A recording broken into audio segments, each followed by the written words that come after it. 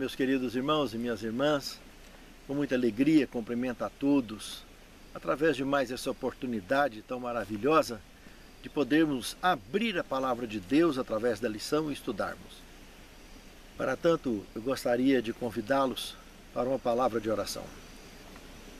Senhor, muito obrigado, Senhor, por esse momento importante em nossa vida, de poder ter contato com a Tua palavra.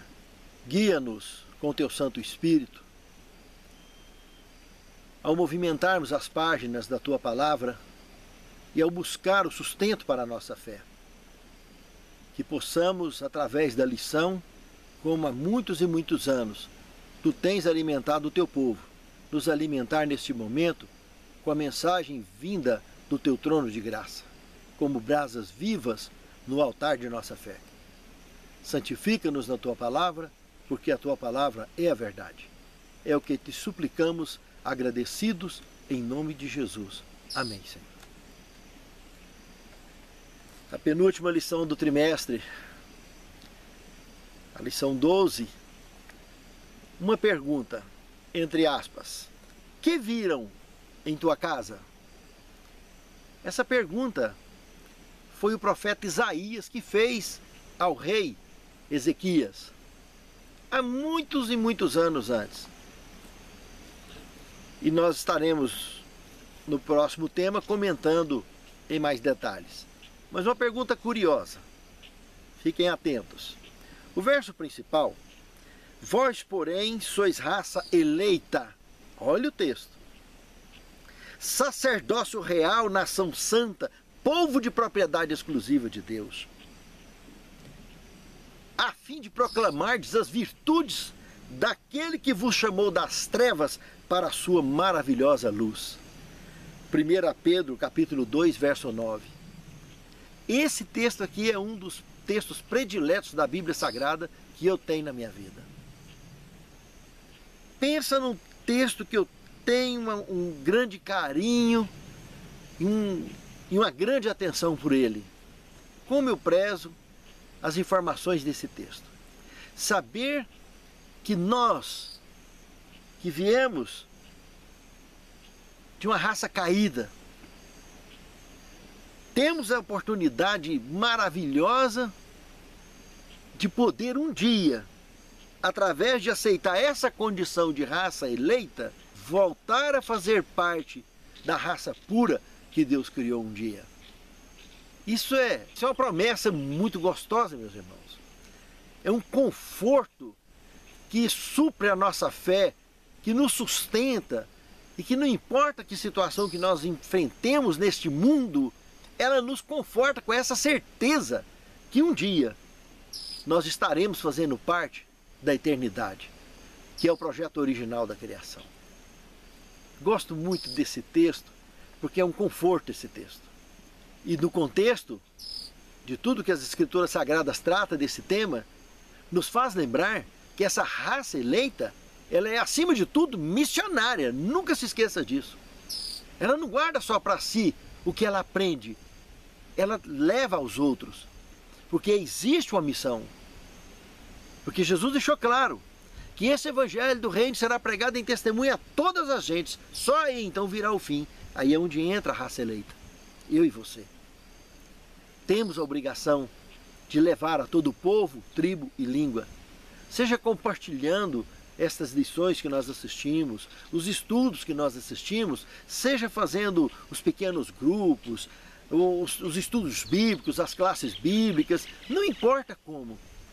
Seja no trabalho, seja na igreja, seja em casa, onde quer que seja, levar o evangelho. Isso é fazer parte da raça eleita. Nós devemos romper barreiras como raça eleita e não criar barreiras.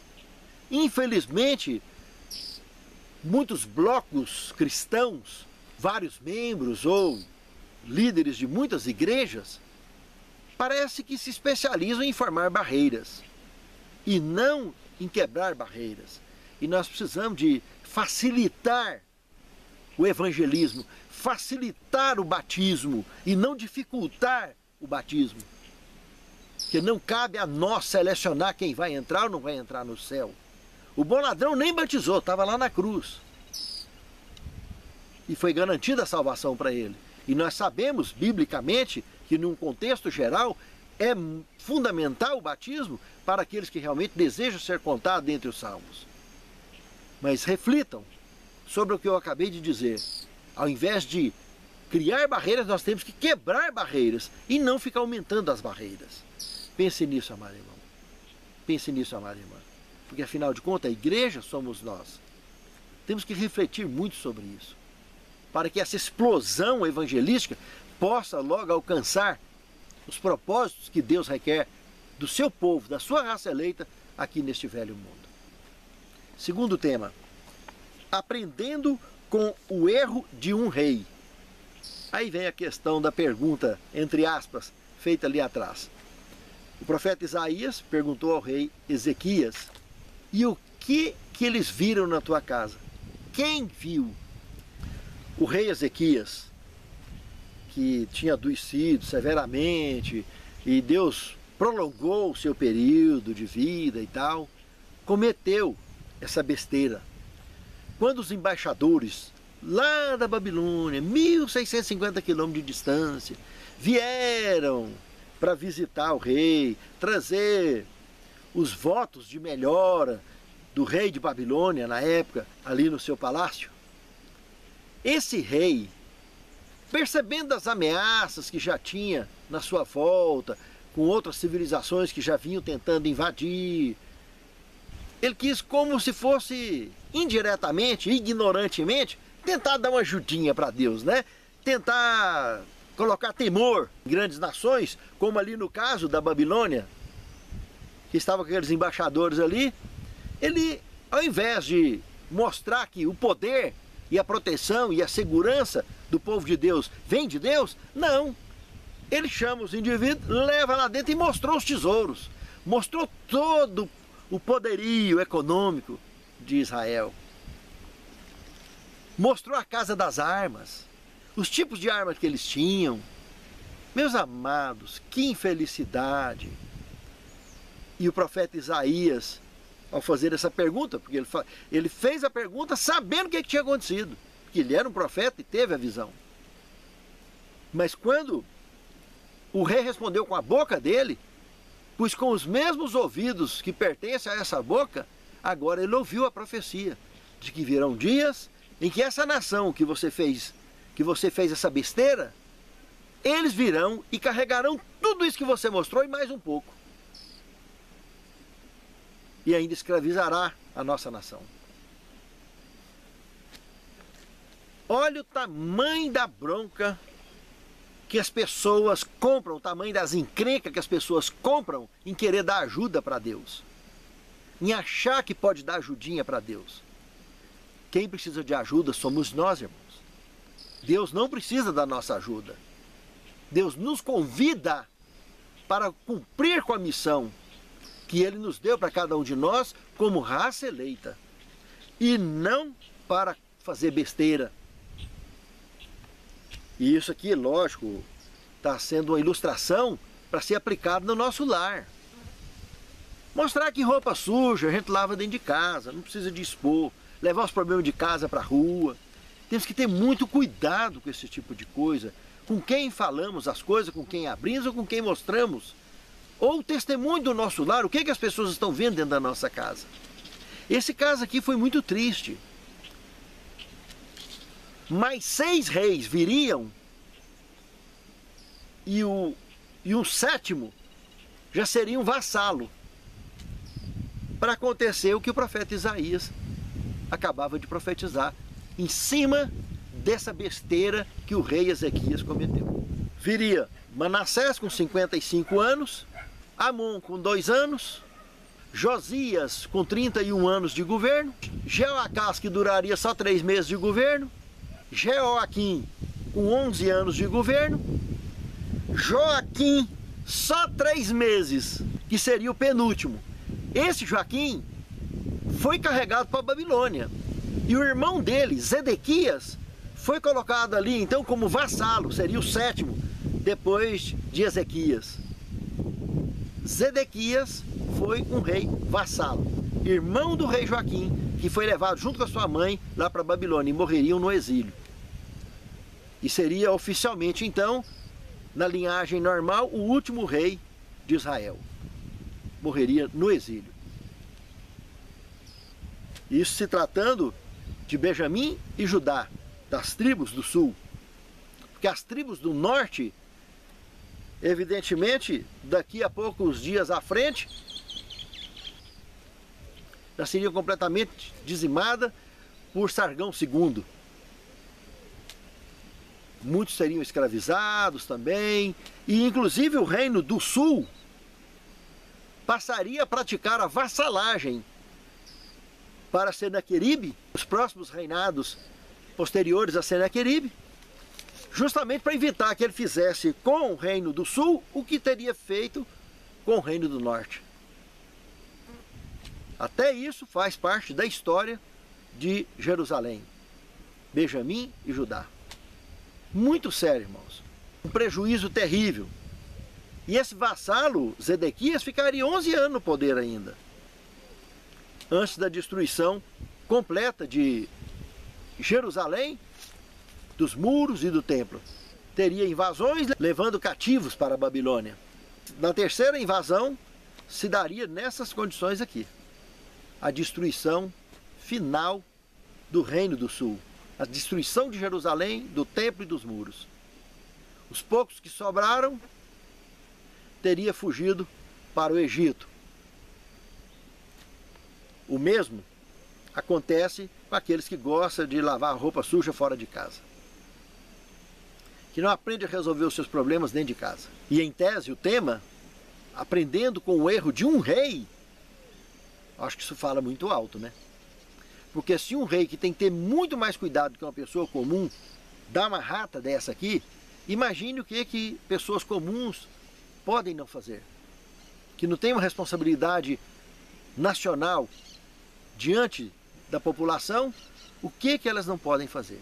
Se um presidente da república ou um rei tem que ter cuidado com o que fala, ou com o próprio exemplo, pense em uma pessoa comum. A facilidade que tem de dar um vacilo e colocar o lar ao ridículo. E outra coisa, por que não pensamos em fazer do nosso lar um pedaço do céu aqui na terra? Para que quando as pessoas vierem visitar o nosso lar, tenha uma referência para levar para fora. E não ter o que falar pelo que viu e assistiu ali dentro.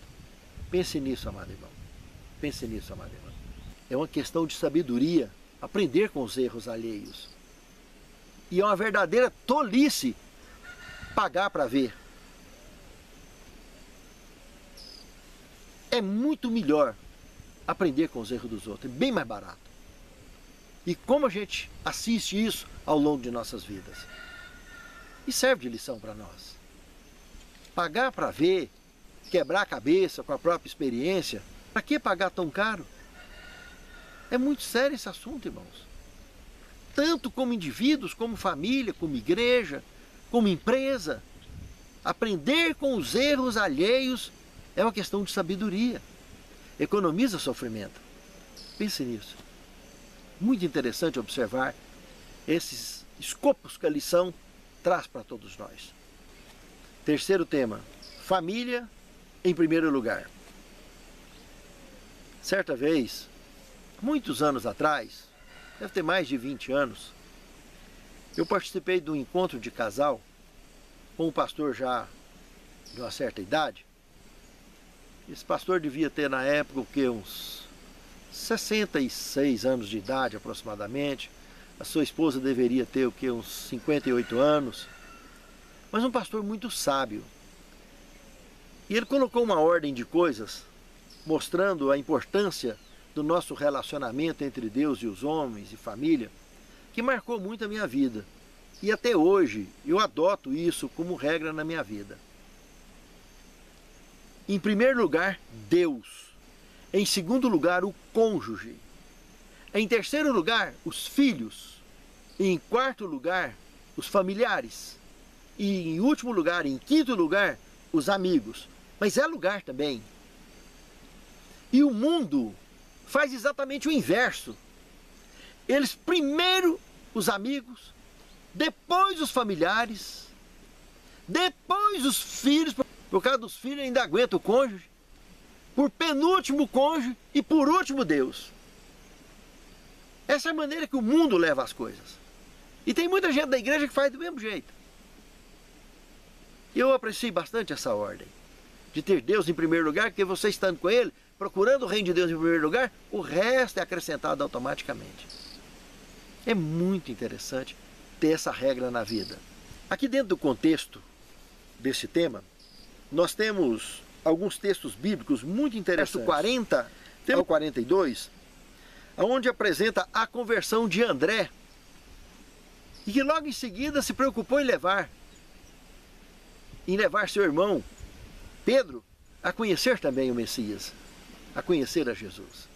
André, seguramente, era daqueles judeus que foi criado em cima das orientações sagradas. O que havia sido sugerido por Deus através de Moisés, em Deuteronômio capítulo 6, versos 6 e 7, foi praticado com seus pais, com André e com Pedro. De levantar, ensinando, caminhar, ensinando as crianças, até eles se tornarem adultos. E ele seguiu essa mesma regra, valorizando o evangelismo familiar. Mesmo sabendo que quando chegou Jesus, o próprio Jesus fez uma reclamação doída. Lá no Evangelho de Marcos, no capítulo 6, do verso de 4 a 6, Jesus reclama de quando foi pregar na sua própria terra, de onde surgiu o dito popular que só tem casa não faz milagre. Por causa da rejeição ou da depreciação que os seus concidadãos, que as pessoas que o conhecia de sua própria região onde foi criado. Ah, esse não é o filho de José e de Maria, o carpinteiro? De onde que ele arrumou esse negócio de fazer esses milagres que ele está fazendo? Muito pouco Jesus pôde fazer ali na Galileia por causa disso. E esse problema é uma praga. Porque na maioria dos lares há uma dificuldade grande demais por barreiras naturais criadas pelas próprias pessoas, pelos próprios membros da família, que muitos missionários acabam pregando e pregando, levando pessoas ao batismo e perdendo seus próprios filhos. Porque a família própria não consegue valorizar o trabalho feito por esses missionários, que não devem jamais abrir mão de seu lar. Ele não vai deixar de fazer os outros para fazer só em casa. Ah, faz aqui, faz lá. Mas não deve esquecer do lar, jamais. André não esqueceu. Sabe, irmãos, é muito importante lembrar disso. Mas E lembrar que, ao invés de ficar criticando e maltratando, ou debochando, ou fazendo até bullying, por causa dos defeitos que todos nós temos, só porque fomos criados juntos, é muito melhor motivar para que isso possa avançar com a causa do Mestre e Jesus possa voltar mais depressa. Atentem para isso, tanto que é sério. Ao invés de nós ficarmos apegados em deficiências que todos nós como mortais temos. E o Evangelho ser impedido de ser levado avante, porque os próprios membros da família não conseguem valorizar, não sabem elogiar. Não que o elogio seja necessário como fonte de exaltação. De forma alguma. Não deixa de ser um combustível, uma motivação para que esse trabalho possa continuar a ir avante. Gente, até um cachorro que você vai ensinar, quando você elogia, ele passa a ter prazer de fazer aquilo que você ensinou, porque você dá valor no que ele está fazendo. Outros educam os cães retribuindo, dando comidinha, dando petiscos. Mas os cães eles são tão amigos do homem que nem precisa disso. Basta elogiar, basta dar atenção para ele. Ele vai te dar atenção. Ele vai ter prazer em fazer, em continuar fazendo aquilo de novo, porque você deu atenção para ele. E nós que temos uma inteligência interativa, será que não será bem maior o retorno? Pense nisso, amado irmão. Para que você possa ser um instrumento para motivar os seus companheiros de jornada do lar a fazer o mesmo evangelismo que você também faz. ou do que você possa fazer também. Pense nisso, é muito interessante. Nós temos aqui um outro exemplo bíblico, em Ruth capítulo 1, verso 14, até o verso 21, que conta a história de Ruth e Noemi. Aquela família foi viver em terras longínquas, e Ruth, aqui uma moabita, junto com uma israelita, e que no momento de dificuldade percebeu, depois de ter ficado todo mundo viúva, as três, porque morreu os 3 maridos, era uma família com 2 filhos homens, que se casaram com moabitas, e depois morreu os 3 homens. E somente uma delas, Ruth, resolveu acompanhar a Noemi de volta à sua terra. E quando lá na sua terra prometida, conheceria Boaz, se casaria com Boaz, e na descendência de Boaz, nasceria Jessé, Obed e Davi. Davi seria o grande rei de Israel, que nós conhecemos a sua história. E nessa tribo nasceria Jesus, muitos e muitos anos mais tarde, cerca de 1000 anos mais tarde. Mas essa Ruth, antes de voltar para trás, percebeu a fraqueza de Noemi, o desespero de Noemi, as bobagens que às vezes ela falava, e às vezes, quem sabe, questionando a Deus, por tanto sofrimento e tanta prova que passou ali. E Ruth, do lado de Noemi, olha, pode ter certeza, para onde você for eu vou. E o seu Deus é o meu Deus. Bora juntas. A outra nora ficou, mas Ruth desceu com Noemi. E abraçou essa história que eu mencionei, aonde nasceria o Messias. O que aconteceu aqui com Ruth e Noemi, de uma moabita dar uma lição de fé para uma judia, lá mais tarde, nos dias de Cristo, lembra da cananeia? A qual Jesus falou, não convém tirar dos pães e jogar para os cachorrinhos. E ela falou, Senhor, os cachorrinhos se alimentam das migalhas que caem da mesa. Jesus virou para os apóstolos dele e falou, nunca vi tamanha fé em Israel. E o centurião romano, Senhor, eu não sou digno que entre debaixo do meu telhado. Daqui de onde o senhor está, a dezenas de quilômetros da minha casa, diz só uma palavra, Senhor, e meu servo será curado. Jesus voltou e falou a mesma coisa, que tamanha fé em Israel. Que coisa mais linda, irmãos. A prova de que membros de qualquer religião do mundo, de qualquer nação do mundo, Deus tem convidado a fazer parte do seu povo seleto, escolhido, raça eleita, sacerdócio santo, com um propósito específico de mostrar que o nosso Redentor vive e se levantará para um dia vir nos buscar. Pense nisso, amado irmão. Pense nisso, amado irmão. A paz que vence, quarto tema. Aqui em 1 Pedro, capítulo 3, verso 1 e 2, evidente, o Pedro dá um conselho para quem já está dentro do casamento. Porque quem está fora tem que exercer a inteligência que Deus deu para fazer uma escolha bacana, para não ter que passar pelo conselho de Pedro. Já segue o conselho, já escolhendo certo, para não ter dor de cabeça amanhã. Mas para quem já está dentro, onde temos um casal com julgos religiosos diferentes, ou julgos de um modo geral diferentes, o cristão deve, pelo testemunho, ganhar o não cristão.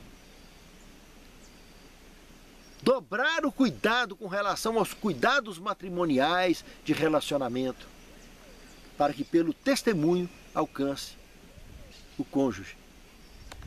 Essa semana eu estive falando com o senhor, na ordem de 86 anos de idade aproximadamente, e esse senhor fez esse ano 57 anos de casado. E conversando com ele, ele me disse o seguinte, olha, nós vivemos juntos, se referindo a ele, a esposa dele, nós vivemos juntos há 57 anos, e um procurando servir o outro. Só que nós dois temos gostos tão diferentes Eles são da mesma religião. Presta atenção no que eu estou falando, hein?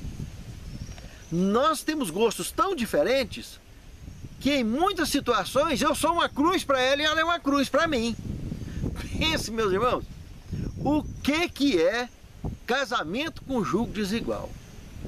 Um casamento que já rompeu bodas de ouro, ter esse raciocínio, essa posição para apresentar de referência, seja para os filhos, seja para a sociedade.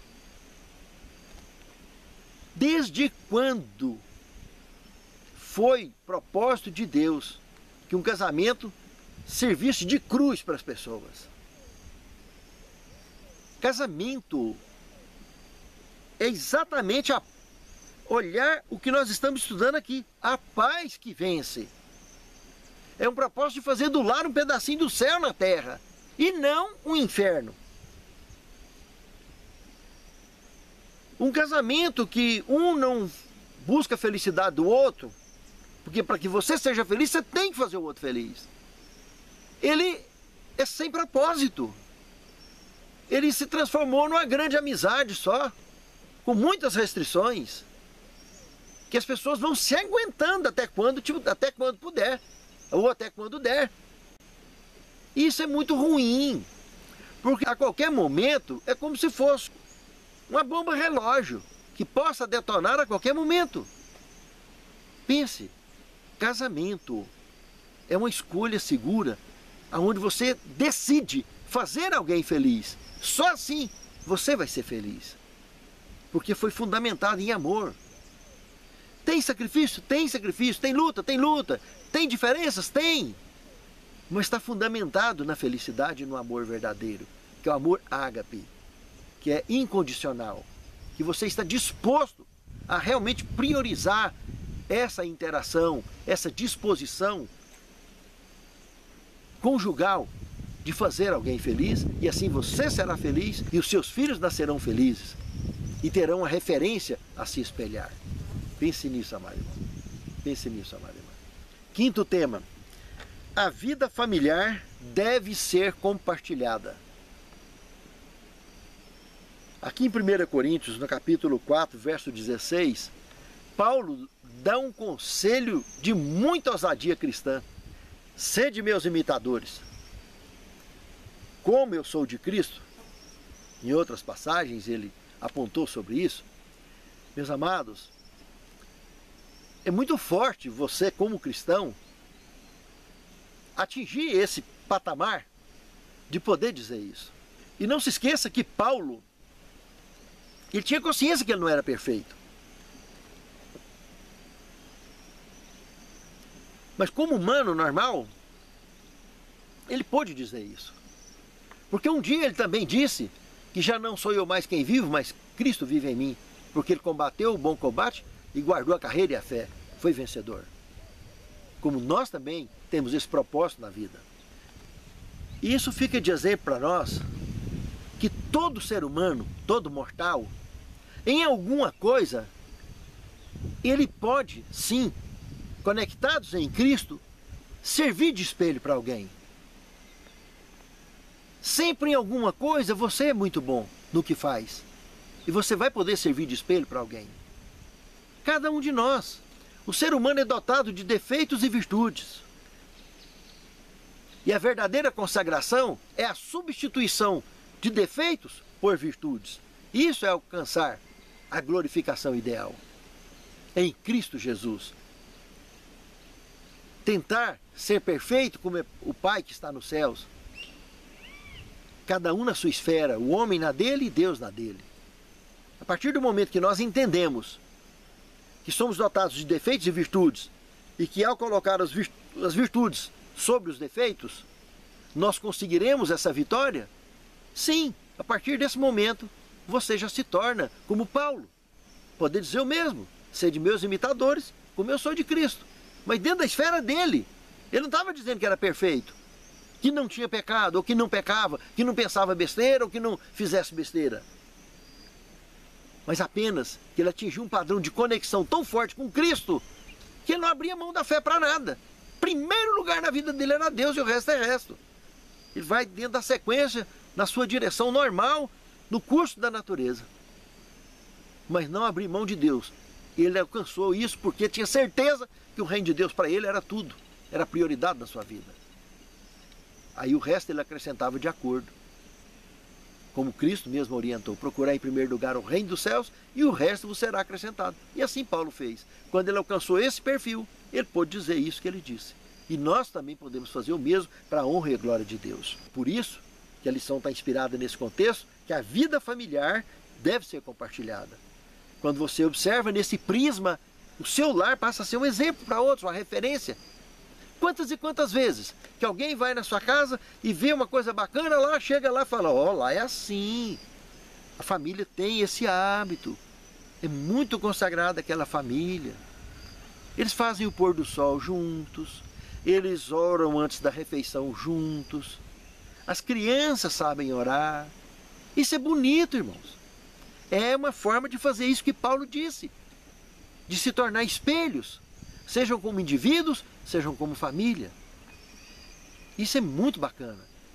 Por mais que essa família cresça e chegue talvez a acontecer apostasias daqui e dali, mas a semente plantada de boa qualidade, amanhã ela frutifica, tudo fortalece de novo. E isso passa a respaldar na vida desses indivíduos lá na frente. Mesmo que aconteceu brechas, páginas rasgadas no virar da página da vida desses indivíduos, mas lá na frente vai servir, porque a semente foi plantada com boa qualidade e com bom exemplo. Que todos são livres, mas é muito importante o que esse tema está tentando levantar para nós. A vida familiar deve ser compartilhada. Ninguém nunca perde por isso. Pense nisso, amado irmão. Pense nisso, amado irmão. Sexto tema, centros de amabilidade contagiante. Fortalecer tudo que nós estudamos até agora. Gênesis capítulo 18, verso de 1 a 8, nós vimos aqui aqueles visitantes celestes vindo até Abraão e Sara, que ali também convivia já em pleno exercício Agar e Ismael. E um desses personagens aqui era o Filho de Deus. A hospitalidade que Abraão empreendeu nessa visita é algo marcante. E um lar comum como qualquer outro. Vocês lembram da história que comentamos na lição passada? De Sara maltratando a Agar? Que ela até fugiu e saiu de cena. E o anjo foi lá, apareceu para ela. Falou, não, pode ficar tranquilo, você também. Seu filho e sua descendência será bendita as nações da terra. Ele é filho de Abraão. Lembra da lição passada, né? Pois é. Aquela coitadinha que daqui e dali era maltratada por Sara, agora estava aqui recebendo esse lar composto por Abraão, Sara, Agar, Ismael e vários outros personagens, milhares de funcionários, estava recebendo a visita do Filho de Deus e mais dois companheiros de raça pura que estavam junto com ele. Jesus continuaria conversando com ele, os outros dois anjos seguiriam à frente para destruir Sodoma e Gomorra. Que história, hein? Que Abraão, inclusive, a partir dessa refeição, passaria a interceder por Sodoma e Gomorra, que vocês conhecem a história. Então nós estamos vendo aqui, irmãos, que realmente, se o lar ceder o coração para a amabilidade, tudo pode ser controlado, qualquer lar, qualquer tipo de confusão pode ser ajustada, como o lar de Abraão foi ajustado. Isso é muito importante, irmãos. O segundo exemplo que nós temos aqui, Gênesis 24, de 15 a 20, de 31 a 33, é a hospitalidade com o servo de Abraão, quando ele foi buscar lá na Mesopotâmia uma esposa para Isaac, seu filho. Já aí, muitos anos mais tarde, né? Para o seu jovem filho, Isaac, quando foi buscar Rebeca.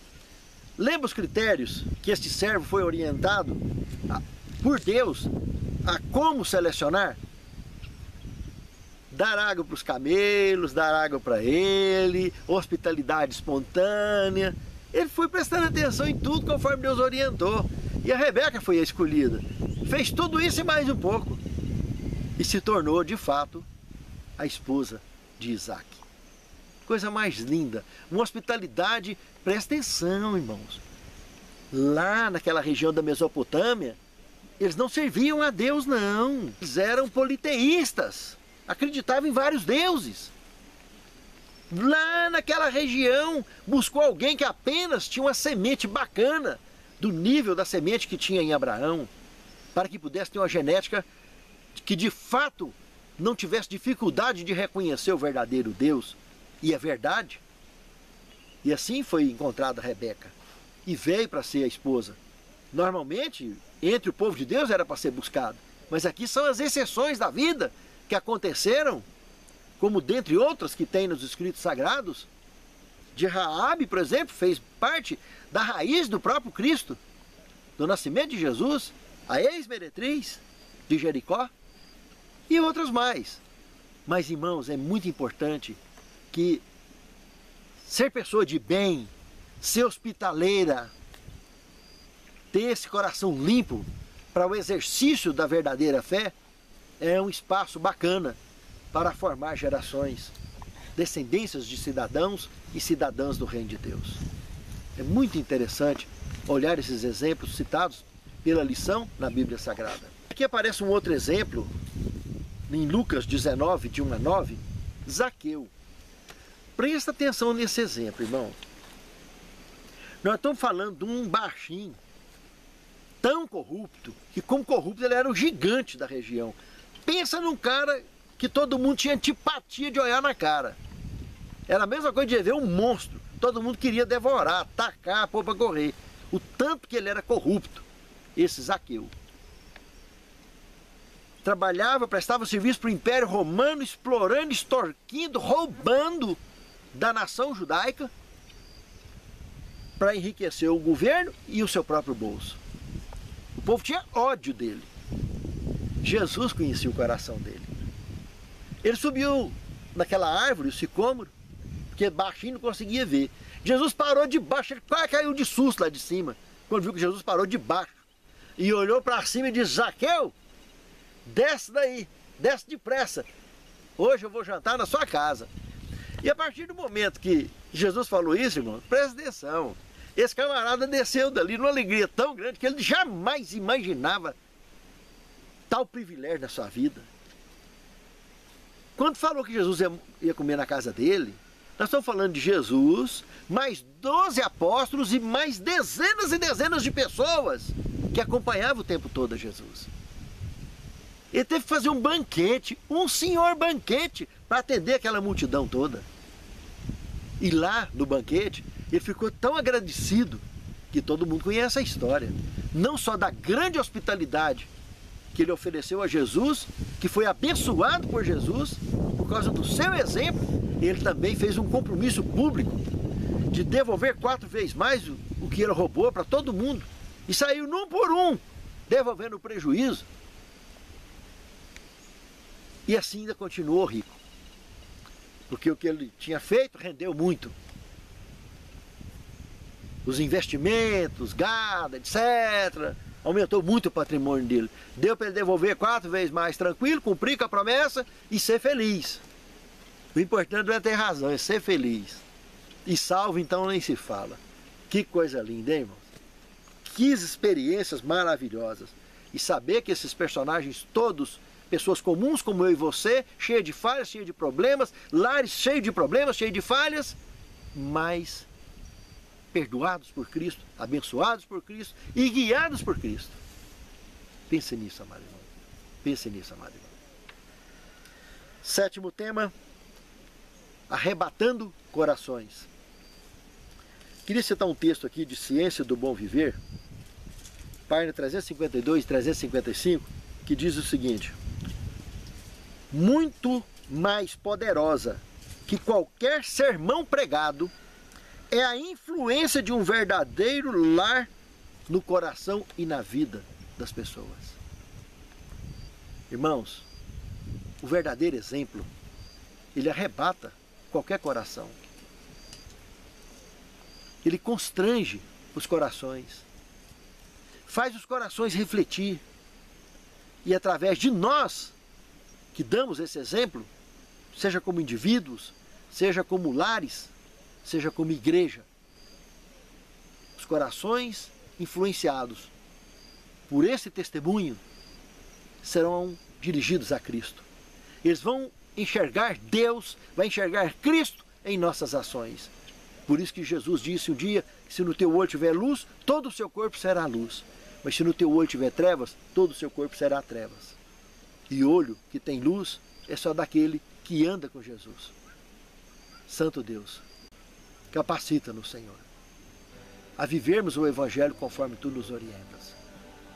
A Te servir em espírito e em verdade, Te adorando desta maneira, para que outros possam Te enxergar em nós e em nossas escolhas. É o que Te suplicamos, é o que Te agradecemos. Com perdão de nossos pecados,